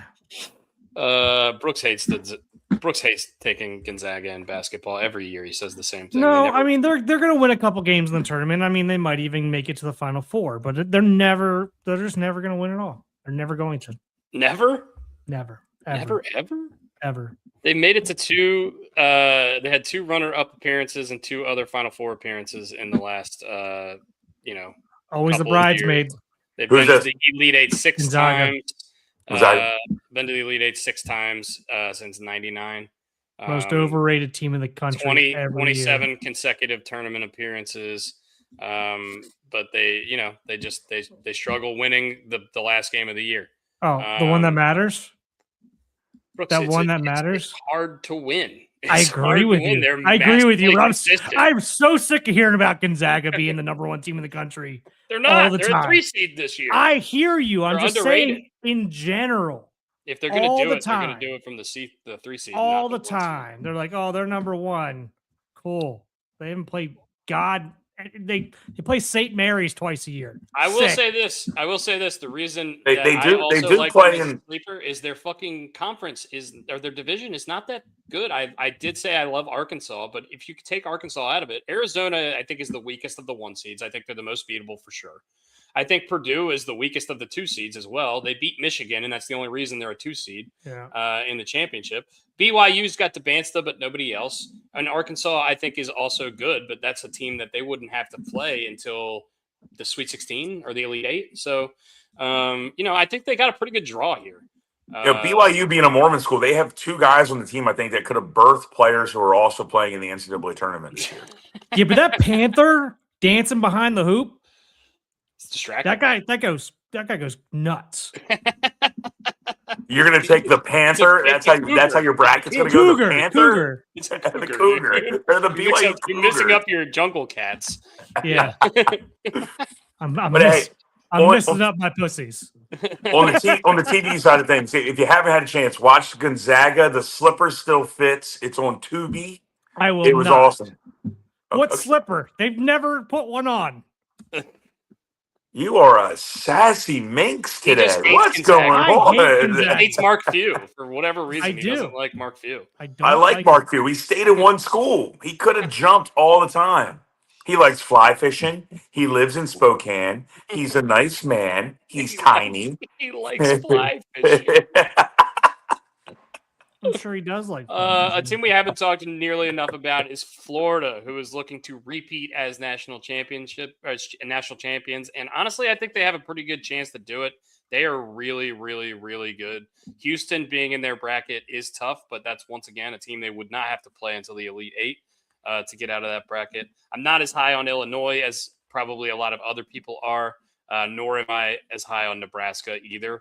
I'm a Big Ten guy. And I didn't watch a ton of Big Ten this year because Maryland sucks. Maryland was so bad. But I don't know. I just have a hard time believing Nebraska and Illinois are going to be making deep runs in this tournament. I don't know. So I think Florida has a pretty good chance to make it to the Elite Eight. And, after you get there, anything can happen. I don't really have any in-depth knowledge of a lot of these like 11 or 12 or 13 seeds. Once again, just a bad year for the Why Terps. would you?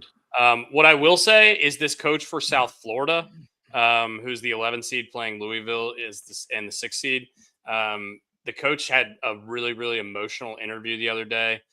They're playing their game in Buffalo. His dad has dementia and has never been able to see him coach as the head coach for South Florida because they haven't had any games close. He is from Buffalo, and his dad lives in Buffalo, so his dad is going to be able to see him coach his first game ever as a head coach in that Louisville game. So I took South Florida. Hey, you take South Florida to upset Louisville just for the vibes and just for that guy's dad and just for him. All right, I'm on South Florida. I'm on South Florida here. Anybody else on South Florida other than you, Brooksy? I'm on it. Go Bulls. All right, so Team Ride, go Bulls. Yeah, Go Team Bulls. Ride, And go we're wearing Bulls. Bulls. We're wearing Bulls colors, so go Bulls. And then biggest upset I have in the tournament is Penn Quakers over the Fighting Illini. I just said I don't love the Illinois here, and I love taking Ivy League schools to come out and so give me the Penn Quakers at 24.5-point dogs to upset Illinois cover? outright. No, Nah. to win. I don't win. like that. Win. And then Yale should have won that game. and then get cooked To by North win. Carolina in round 2. Yep. I'm calling it. Hey, dude, you got to pick upsets. There's going to be an upset. Remember when Mercer beat Duke one year? Remember when UMBC? Yeah. I'm taking High Point. Remember that time Bobby Boucher showed up at halftime and the Mud Dogs won the Bourbon Bowl? We're both, man. I'm taking High Point. I like High Point. Friend of the show. High Point. Beautiful campus, High Point. Beautiful campus and beautiful librarians there. A lot of nice librarians. Friend of the show tweeted. Never went to the library though. Just kind of perused the campus. Friend of the show put this on his Instagram this morning that we had on a couple years ago for March Madness that I probably should have reached out today, but bad host. Sorry. What is that? Yeah, I can't see it. The Dogs, the Bulldogs, Butler Bulldogs beating Maryland. Yeah, don't love that. In the first round a long time ago in 2007, and he probably was on that team, actually, on that Butler team. Oh yeah, that's right. So, yeah. I saw it was like 16 years ago today. We won our first round game against, I can't remember who it was, but I saw our leading scorer was Bombali Osby, and I was Bombali Osby. Yeah. It was awesome. Massive pro. Massive pro. Did you guys see that picture recently of Pittsnoggle? Kevin Pittsnoggle? I haven't heard that name in a decade. Yeah. Kevin Pittsnoggle? Yep. He has a large beard, white and like black and gray. And I'm like, man, I remember seeing that guy just tear up the tournament one year. Kevin Pittsnoggle is not a guy I've ever heard of in my life. What is the last name? West Virginia. Yes, that's a West Virginia name if you've ever heard of one. You've seen that guy. And I'm looking at a picture of him. I have not seen this guy. Now he's a middle school principal. Think of like the Big Show, but with a basketball in his hand. I know you're a wrestling guy. Yeah, he looks. I mean, he did tear up that tournament tournament a little though. bit. It looks like Big Country and Kevin Love had a baby. All right, here we go. Get out of here with that. No, I don't really have high hopes for Kentucky this year. I don't think they're going to lose to Santa Clara. They have the draw with Iowa State and Virginia around them. Once again, we're not going to talk anymore about Alabama. We don't know if their second best player is going to be playing or their best player, however you consider him. But yeah, did Virginia? I mean, again, I didn't watch a ton of basketball this year because Maryland was atrocious. But I think I watched a couple UNC Duke games, and that's about it. Well, and I'm going to go ahead, Brooks. You finish up. But is Virginia like flying under the radar this year? They're 29-5, I believe. They are flying under the radar, and they only lost 3 games in the ACC, and I think 2 were to Duke. Okay. They lost. So they lost to UNC once, and they lost to Duke twice. And that's the only. I don't even know who their coach is. It's not Tony Bennett anymore, but Tony Bennett's gone. Who is Tony Bennett coaching now, or is he? He's out of it. He's out of it. I think both the Silver Foxes are out of it. He's now doing stuff with CBS, I believe. CBS or Fox, one of the two. He does commentary, or he's in studio commentator. But he's the Virginia head coach. His name's Ryan Odom. It looks like he used to be the VCU coach. Yeah, and so he's probably the son of Dave Odom, who was like a Wake Forest coach way back in the day, like my day. He was the head coach at UMBC. He was the head coach at UMBC when they beat freaking Virginia in the tournament, though. I didn't know that. That's pretty cool. That's wild. Now I'm gonna say this about college basketball in general and how we're kind of conversing about it right now. Oh man, college basketball got screwed over this year by a couple factors. 1, you got the WBC. 2, you had the Winter Olympics. 3, you have the NFL season, which dominates everything.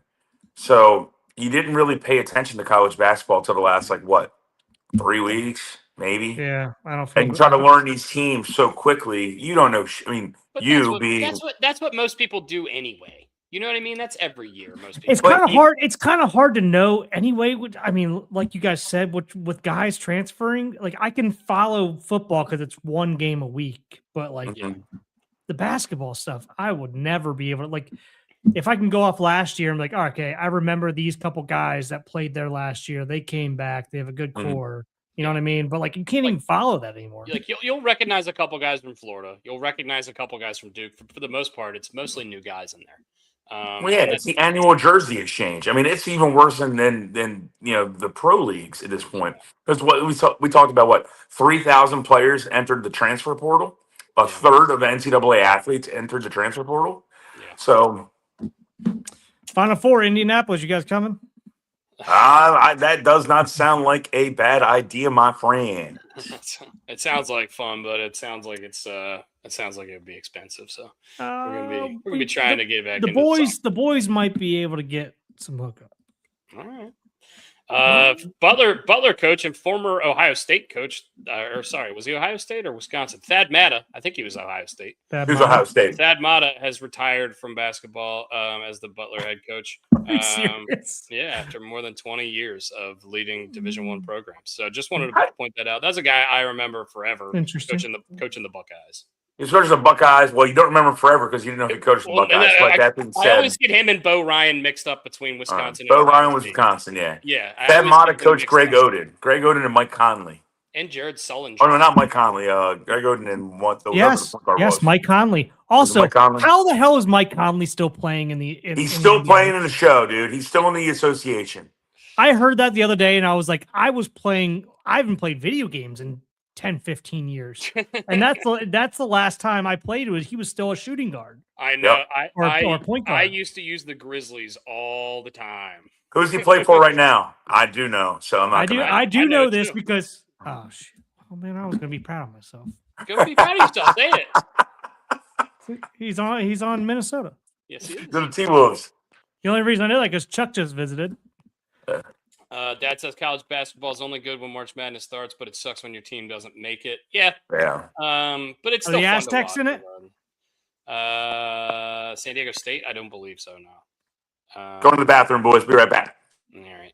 Yeah, I don't think San Diego State's on here. California Baptist, UCLA. Any other California teams we got here? Don't think so. Santa Clara, that's California, right? Yep. Santa Clara Broncos. UC Santa Clara. Yeah. The Broncos. I wish it was UC Santa Cruz. They're the Banana Slugs. They have a cool mascot. What? Yeah. That's a good pull. Yeah. That's one of my favorite mascots, other than the Meat Meeps over there at is that South Dakota State? Nope. Yeah, Try Holloway 2.1. Try again. South Dakota State, you said was the Meat Beeps? No, Who was not it? even close. They're in Texas. UTSA. Yeah. What's South Dakota State? The Jackrabbits? Yes, correct. South Dakota State is the Jackrabbits. Okay, I just knew it was a weird name. The Fighting You're saying Mediterraneans. UTSA? Meet Roadrunners. Meat. Oh, did you hear his poll for what was it? UC what? UC Santa Cruz is the Banana Slugs. The Banana Slugs. Yeah. Can I pull that up? I want to see that. My buddy had a shirt in college. Is the only reason I know that. Their mascot is fucking awesome. There's another mascot in the tournament. I don't know the name of the school. It's called the Leatherheads. Need that one immediately. UC Santa Cruz Banana Slugs being pulled up right now. This is their mascot right here. This is the one. My buddy had this on a shirt. It's a glasses, and he's reading a Play-Doh book. Yeah, just such a fucking awesome mascot. Yeah, I'm gonna need one of those. Yeah, look at this. This is from Pulp Fiction. He's wearing this is the shirt that my buddy Jesus. Yeah. But yeah. Anyway, UC Santa Cruz, the Banana Slugs. All right. So any what's your guys' final four? Well, we can do this on Thursday. I told you I haven't looked at a goddamn bracket yet. Yeah, let's do it Thursday. Oh, we do it Thursday. Thursday, yeah. the games start Thursday. So I know. We're all going to be show early or something. We're gonna have to go early, or we're all going to be from a bar with our AirPods in. Yeah, let's just go early. Let's go early on Thursday. I don't want to get too far ahead of ourselves, but let's try to do either Thursday at like 9:30, because I think games probably tip off around noon. 11, I think. Yeah, no, you might be right. It might be noon. So if they are noon, why don't we start at 10, and we can put our final four picks in? I'm cool. We can have a little side bet. Okay, so really cool little tweet from Jeff Passan. Pete Crow Armstrong and Olympic gold medalist hockey player Jack Hughes are partners with Fanatics. In partnership with Fanatics, they delivered jerseys to every player of Team USA. They tell me to take a BP with them. No, they're all wearing Team USA hockey jerseys, hockey sweaters into the stadium with their names on them, which is pretty cool. That's awesome. I know we're not Fanatics fans in general here, but they're that's a cool little thing. I'd like to see the guys coming in the U.S. hockey jerseys. Jets traded Justin Fields to the Chiefs. Do we think this is big news? No, he might play a couple games if Mahomes is hurt. 49ers, because I don't think Mahomes is going to start the season. Yeah. He won't. So they'll probably play the first 2 or 3 weeks. Couple games. Yeah, they traded basically a bag of peanuts for him, and it's a 1-year deal, so it's fine. 49ers added Christian Kirk to get some more depth in their receiver room because every one of them gets hurt every year. And then Darius Slay retired, 6-time Pro Bowler, probably not a Hall of Famer, but a really, really good player for a long time. 3-time Pro Bowler, which you know what Pro Bowls mean. I think one-time first team All Pro, and then he said the only team that can call him out of retirement is the Philadelphia Eagles. Yeah, there you go. 28 interceptions in his career. Players championship. Players. Some collapses from two guys I thought were not going to collapse. Not necessarily a collapse from Schauffele. He wasn't exactly in it on Sunday, but Ludwig Oberg. We had a friend of the show following Ludwig Oberg. Yeah. Maybe it was his fault. Shot a 40 on the back nine and took himself out of contention after pretty much dominating the tournament all week. He was in first place basically the whole week. And Cam Young just kind of hanging around and was able to cheers to Tully. Cam Young was able to hang around long enough and put together a fucking masterclass on 16, 17, and 18. Threw a dart on 17, made the putt, and then on 18, which is one of the most, it's got to be the most pants shitting golf shots you have to hit. It's ridiculous. It's all water left, and if you miss right, you're staring at an ocean to your left, basically. Yeah. And he hits it the longest drive I think that's ever been recorded on that hole, 375 yards down there, puts it close, and 2 putts in for the it was straight downwind, but that guy hits bombs. And 2 putts in for the win. And Matt Fitzpatrick was getting absolutely fucking roasted by United States fans the whole time because the Ryder Cup is still spilling over. And that's a shame. That's got to stop. That's got to stop. I agree. They asked him about it afterwards, and he was like, "This is not even close to what I was hearing at Bethpage. If you think you're affecting me with this shit, then you guys can fuck off." And I agree. We don't need that shit on tour. That's classless. That's classless. Matt Fitzpatrick is by all accounts like the nicest dude on the planet. You don't need to be yelling that shit about his wife and his kids. That kind of shit is uncalled for. That's uncalled for. Yeah. You can root against somebody, but don't say that kind of shit. It's fucking they were talking about his wife and kids again? Oh yeah. Oh yeah. Anyway, Cam Young wins. Good for him. A guy that needed that breakthrough win on tour finally gets it.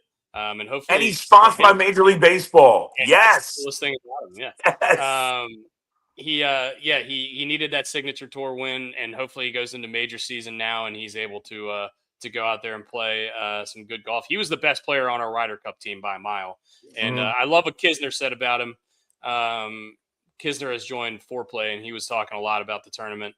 And he was like, he was my favorite guy on the Ryder Cup team. And they asked him why. And he was like, because he never fucking he never says anything, and he just makes birdies.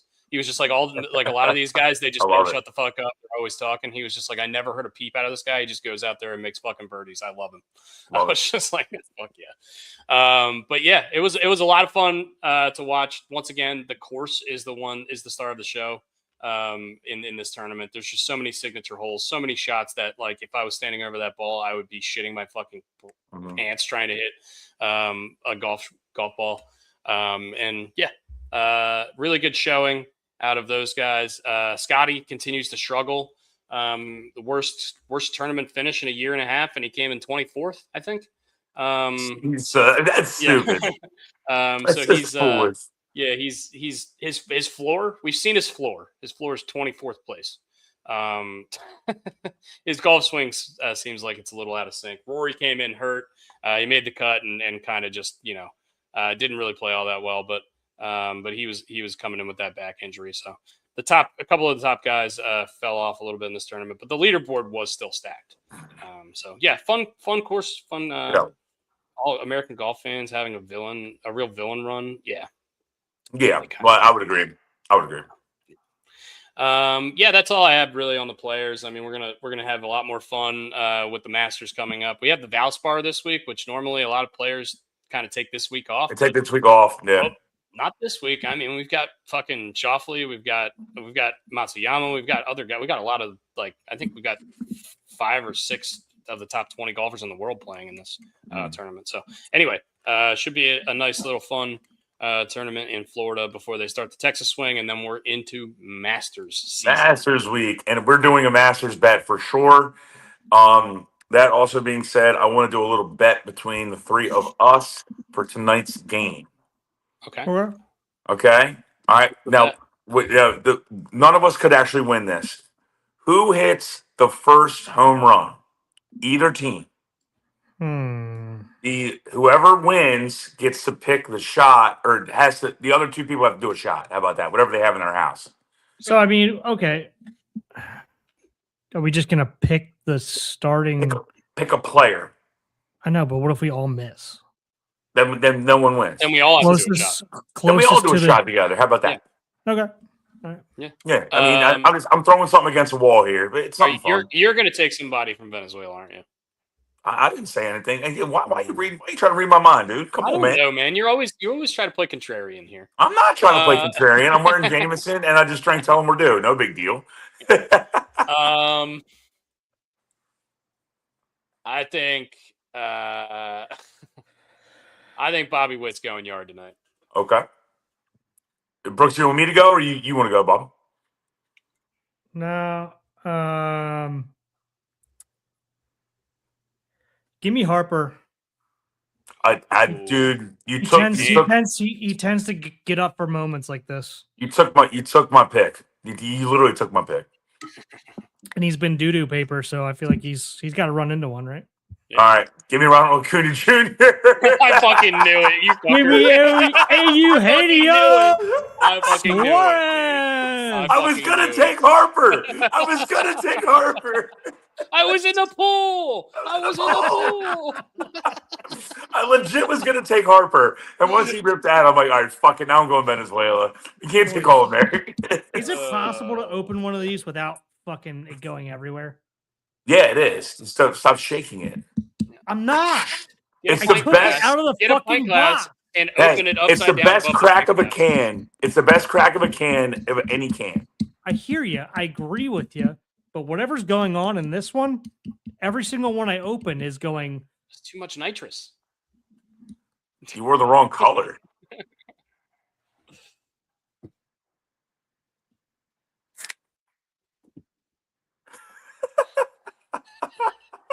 The only person in the world who's ever drank Guinness out of a can.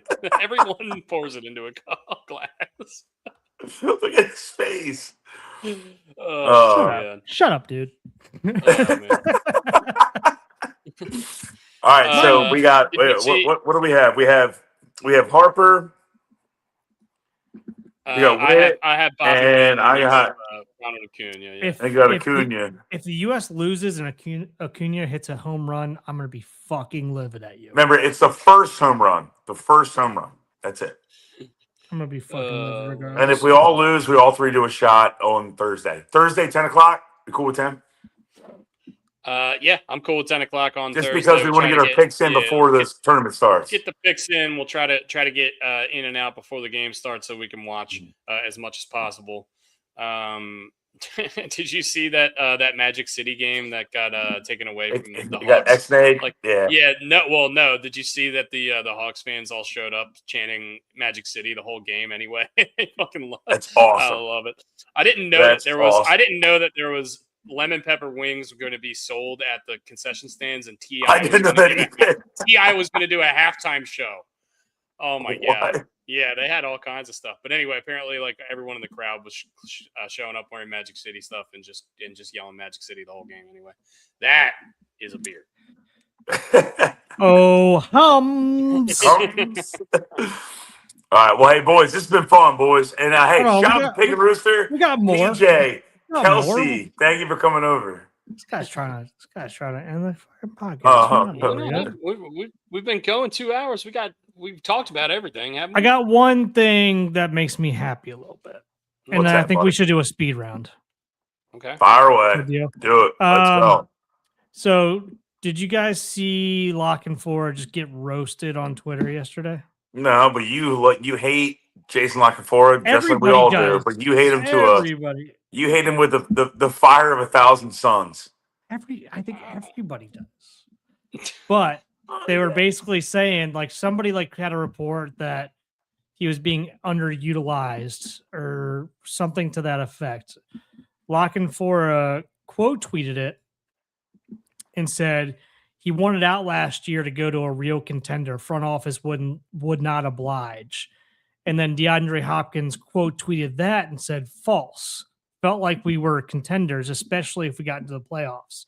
And everybody on Twitter today has been just roasting JLC, Yeah. which makes my heart happy. Big fan of that. That guy's the worst. I mean, literally from the horse's mouth, DeAndre Hopkins just quote tweeted him and said, "No, you're a fucking idiot." Yeah, Laura agrees. She hates JLC as well. Yeah, not TLC. We like. If you TLC. like, we love. We love TLC. All right. Do If you not like- say anything if you about like- Lisa Left-Eye Lopez. If you like JLC, I mean, there's something wrong with you. We don't like. All right, we haven't done an immaculate grid speed run in a while. Let's do one real quick, and then we'll. We're going wrap it up. fast. We'll Yeah, wrap we're up going the show. fast. We're All right, gonna remember, we got Bobby Witt, Bryce Harper, and Ronald Acuna. I did not want to take a Venezuelan, but when you took Harper, I lost. Yes, you did. I fucking knew. No, I called- didn't. Called you He out. called before. it. Called it right. I was going to take All right. Harper because Roman Anthony's the honest answer I also wanted to take, but we got to have one Venezuelan in there. All right, I am going to pull the grid up, and we are going to go as fast as possible. I think our best time ever is like 54 seconds. I have to remember. I'm not sure. We have It's Something less like than a minute, for 54, sure. 57, something like that. Yeah. something like that. But anyway, well, let's go. I have not looked at this grid. It is up on another tab, and I have not opened it yet. Share the screen, and we will start on my signal. Screen is shared, and Give me I an will oil start bird. the minute I see it. Bam! CC, Sabathia, Yep. definitely Napoli. play for those two teams. McCann. Where? No. Where? No, not Atlanta and Cleveland, but I don't think Napoli was up. No, Cleveland 300 hitter Jose Ramirez, got to be. Yeah. Fucking Washington Zimmerman. 300 hitter Zimmerman. Zimmerman. Good call. Brian Zimmerman. 2,000 career hits. Cal Ripken. You had to have done Sure. Yeah. No shit. it. 2,000 hits Robin for the Yount. Brewers. Robin Yount, good call. Robin I was Yount, gonna say yeah, Robin Ryan- Yount. I was going to say Ryan Braun, and I wasn't really confident. 2,000 hits. Let's go with Hammer and Hank Aaron. Hammer and Hank Aaron. Third Come all on, time. Hitchens. Third all time in hits, by the way. Atlanta, Cleveland. is worse. That's tough. Washington and the Brewers. Eric Thames. That's going to be Eric Thames, That'd yeah. be a good one. THAMES, yeah. Atlanta. Washington, Atlanta. Not Drew Storen. Clipper. No. No. No. Tanner Roark. Was it Alfonso Soriano? He didn't play for the Braves. He played for Washington, I think. I don't know. Frank Core. Is there a LaRoche? Yeah, Adam. Adam LaRoche, yeah. Adam LaRoche. Okay, Atlanta, Cleveland. We're over the time. I don't care. We still got to keep good. going. Atlanta, Cleveland. David Kenny Justice. Lofton? David Kenny Justice. Lofton? David Justice. David Justice. Definitely. That's a layup. That's a layup. All right, we did it. Minute 44. Score Hey. 157. Just running through people. Hell yeah, that's pretty good. I think that's pretty good too. We got a LaRoche in there. Not terrible. Cal Ripken was our best guest somehow. Well, that's Wow. who was the most popular at every thing here? Ichiro was up here. We got CC was the most. Marcus Grissom wouldn't have gotten that. Marquise Grissom. That guy stole so many bases. I was looking at his page the other day. He stole bases like a madman, like a guy you wouldn't Oh, believe. Gio. Yeah. Gio Gonzalez. Gio is Gonzalez. not somebody I would have put here. It's not the guy I would have thought of. I don't remember him on the Brewers at all. But yeah, No. I don't. Not Anyway, really. that was a good one, guys. Thank you That's very fun. much for Right. thank you guys very much for joining. Thank you for listening to the show. We will do our March Madness brackets on the podcast on Thursday, and Thursday. we'll 10 o'clock. 10 o'clock. we'll definitely talk recap the game that's going to happen tonight, and whatever are the other goings on in the sports world this week. So yeah. Guys, thank you very much for joining. We love you. And, go to Pig and Rooster. Go to the Pig. Happy St. Patrick's Day. Go to Pig and Rooster and get yourself a $5 burger. You're not gonna regret it. If there was a Pig and Rooster in Ocean City, I would go there and get that burger. I mean, shit, I might drive to Baltimore. I don't have to be at work till 7. I could be your Doug. You got to go to work tonight? Yeah, I got to work tonight. Ah, shit. Oh, Hey, well, good luck tonight, man. Yeah, man. I got to work tonight. I'm going to have the sound on for the WBC game. And You damn well better. if somebody tries to tell me to put on the sound for the UMBC game, I'm going to shoot them with a gun. Or they're going to want you to play Mary Mary Mac. And don't do that either, please. Yeah. All right. All right. Thank you guys once again for joining. Outros are weird. We love you. Drink some Guinness. Have some fun. Here's the Guinness. Go to Pig. Have fun. Go see Dusty down the beach. Oh, yeah.